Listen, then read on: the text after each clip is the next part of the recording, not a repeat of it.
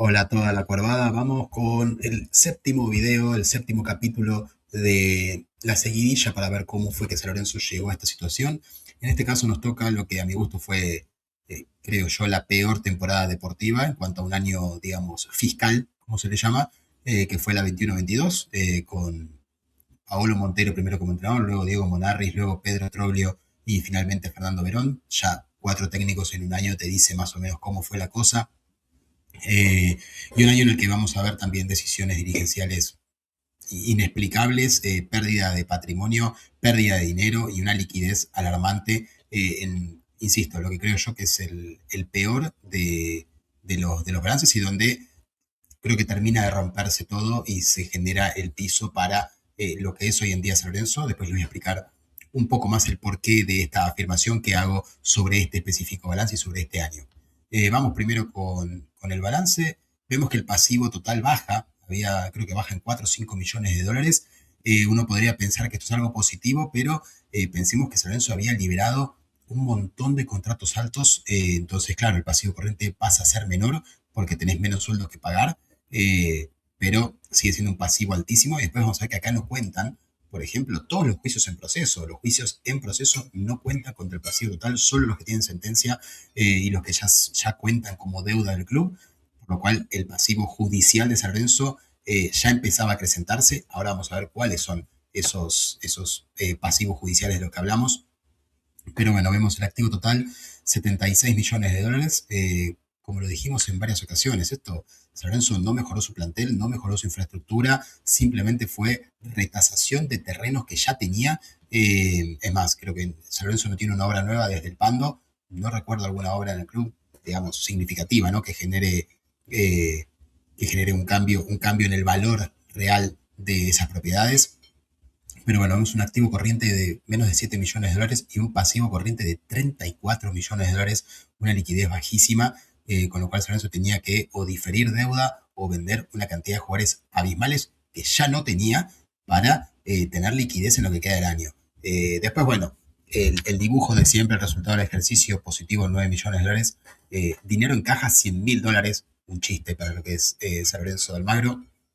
Y vamos a empezar a ver ya los indicadores financieros, ¿no? Primero, como dijimos, una liquidez bajísima, un riesgo total bueno, obviamente de entrar en quiebra, de perder seriedad con los bancos y con acreedores, después un endeudamiento que en porcentual baja es 56%, pero ya vimos, el pasivo corriente es altísimo y la verdad es que perdiste muchos jugadores a coste cero. No es que vas a cobrar esa plata en 2, 3 años y bueno, la situación financiera mejora. La situación financiera sigue siendo mala, la económica es aún peor y, y no se ve el final del túnel en esta situación. El patrimonio neto, como vemos, 33 millones de dólares, medio ridículo decir ese número. Y después el resultado del ejercicio también positivo en 10 millones de dólares.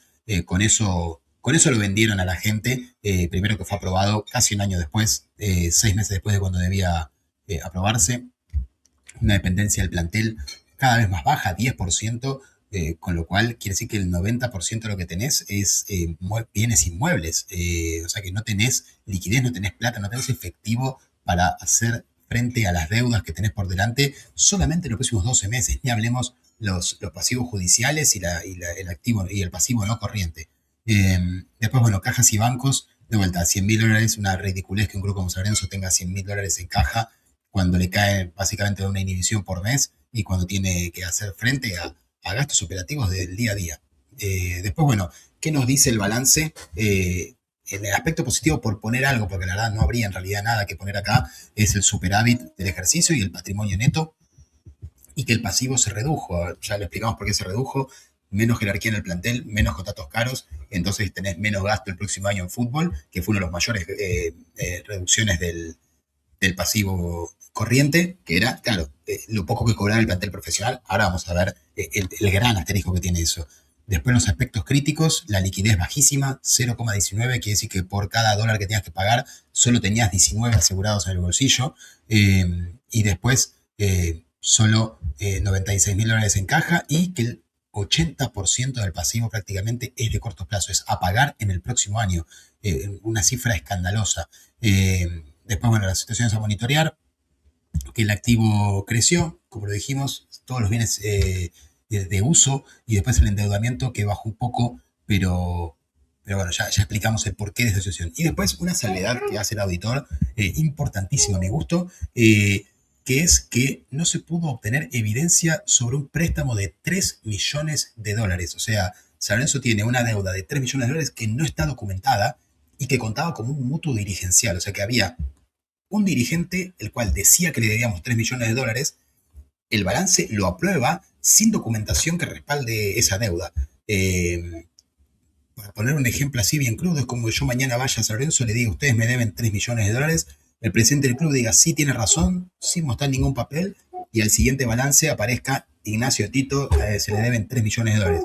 Es básicamente estar hablando de algo así, a grosso modo.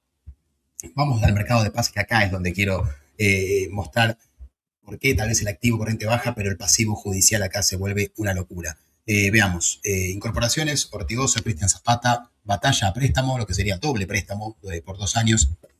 Se compra Braida con plata de terceros y ni siquiera el 100%. Blandi vuelve libre al club. Vareiro y bueno, Ricardo Centurión, una compra que no entiendo quién aprobó esa compra, ese préstamo de Ricardo Centurión, un tipo que había tenido problemas en absolutamente todos los clubes donde estuvo, donde incumplió contratos, donde tuvo actos de indisciplina, y se lo trajo a San Lorenzo, que necesitaba un líder positivo, necesitaba gente que saque el club adelante, y se trajo a este muchacho que lo único que hizo fue generar aún más problemas.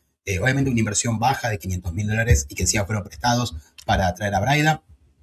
Vamos a ver las bajas, que acá es donde quiero hacer mucho énfasis. Juan Ramírez se va a Boca, una venta de $2,500,000 en total. Andrés Herrera también se va $2,200,000 a River. Y Alexis Castro vuelve a Tigre. Técnicamente vuelve por $1,200,000, pero en realidad es porque San Lorenzo nunca lo pagó. Entonces Tigre lo recupera por esa plata a cambio de la deuda. Clásica movida de San Lorenzo en los últimos años, no pagar y después devolver lo que no quiere. Ya lo vimos con Juan Camilo Salazar, lo vimos con Menossi, otro de los que está ahí en libertad de acción. Lo vimos y lo vamos a ver más adelante con Ubita Fernández, pero vean la cantidad de jugadores libres. Diego El Torito Rodríguez, Braieri, Melano, Víctor Salazar, Colochini, los hermanos Romero, Monetti, Menossi, Di Santo y Bergini. Todos esos en libertad de acción. Además, Bruno Pitón, que había sido comprado por $1,000,000, se va al Emelec por un resarcimiento de $100,000, o sea, otra pérdida más ahí. Pero todos estos jugadores libres no se fueron libres porque les venció el contrato, se fueron libres porque San Lorenzo no les pudo pagar, ejecutaron la libertad de acción, con lo cual te queda el pasivo judicial. ¿Qué significa esto? Que después estos jugadores te pueden hacer juicio, que le iniciaron las acciones legales, para cobrar la totalidad del contrato. O sea, son jugadores que se fueron antes que termine su contrato y aún así les tenés que pagar lo que no les pagaste más la totalidad del contrato que le faltaba percibir en el club. De Di Santo estamos hablando de un contrato que se estipulaba en casi $2,000,000 por año, y le quedaba año y medio de contrato, perdón, 2 años de contrato le quedaba a Di Santo. Menossi, el cual se fue libre porque San Lorenzo no le pagó ni a Tigre ni a Menossi, terminó siendo un juicio por $10,000,000, que San Lorenzo acordó pagar 4, con lo cual vos compraste al jugador en $2,800,000, te quedó una deuda de $4,000,000 más. Después, bueno, los hermanos Romero, que habían sido comprados por $2,000,000 cada uno, tenían contratos también muy altos, se hablaba de que cobraban aproximadamente entre los 2 3 millones de dólares por año.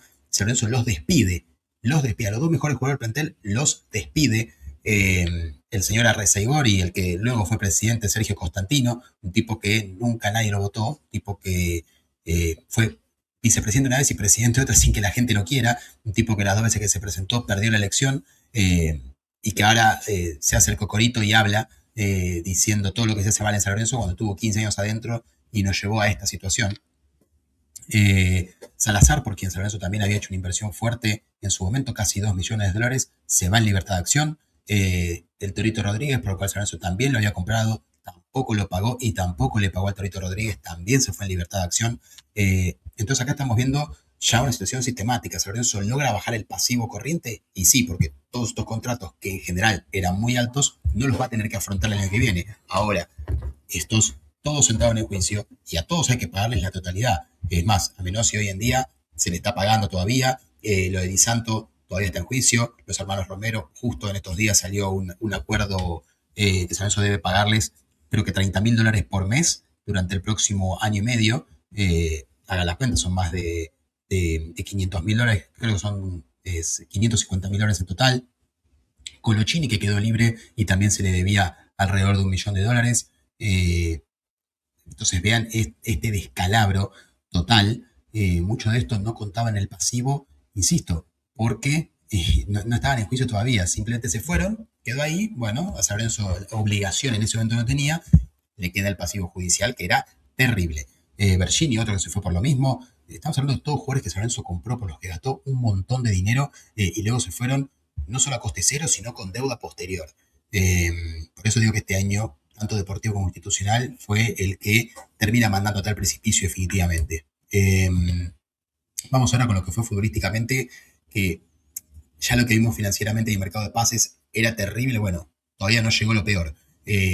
Esto fue San Lorenzo en la temporada 21-22. En el campeonato 2021 salió 21avo, creo que todavía había 26 equipos en primera, o sea, terminó con 5 equipos abajo.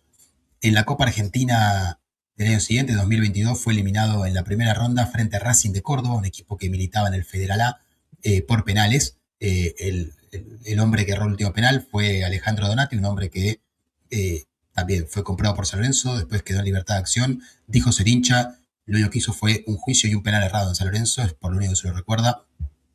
Y después la Copa de la Liga con Pedro Troglio primero y con Verón después, donde San Lorenzo termina décimo de, creo que de 14 o de 13 equipos en ese momento, también quedando eliminado en fase de grupos, siendo un año realmente para el olvido. San Lorenzo ganó muy pocos partidos y tenía un plantel realmente lamentable, ¿no? Uno lo veía y si hace un once histórico de San Lorenzo, creo que estos no entran ni en el top 100 o en el top 200 de jugadores de San Lorenzo.